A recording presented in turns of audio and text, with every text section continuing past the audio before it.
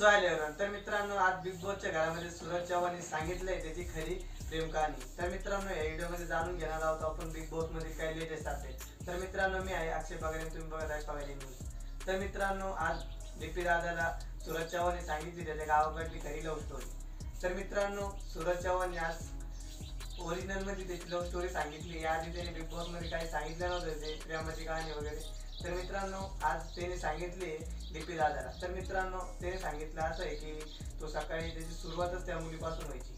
तर मित्रांनो, तो सकाळी उठून त्याच्या वट्यावर बसायचा, ती पोरगी त्यावेळेस क्लासला जायची. तर मित्रांनो, त्याची सुरुवातच सकाळपासून व्हायची. तर मित्रांनो, त्याने असं सांगितलंय व्हिडिओमध्ये का त्या मुलीचं आता लग्न झालंय आणि आता त्या मुलीला तो विसरला पण आहे. तर मित्रांनो, त्याने असं सांगितलंय की मागील गोष्टी होती त्या गोष्टीला तो विसरला पण आहे. आणि मित्रांनो, त्याने असं पण सांगितले आहे त्या डीपी दादाला की ती आता त्याच्या आयुष्यात एकदम सुखी आहे आणि एकदम मजेत आहे. तर मित्रांनो, त्यावर डीपी दादा बोलला होता आता दुसऱ्या मुलीसोबत काय आहे का. तर मित्रांनो, तो बोलला आता सध्या मी या गोष्टीत नाही आहे.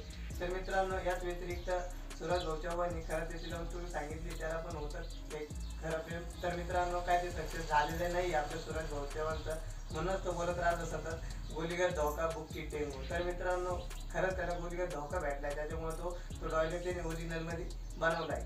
तर मित्रांनो, तुम्ही सूरज चव्हाणचे फॅन असाल तर आपल्या चॅनलला सबस्क्राईब करा, लाईक कमेंट शेअर करा. धन्यवाद. भेटूया नेक्स्ट व्हिडिओमध्ये.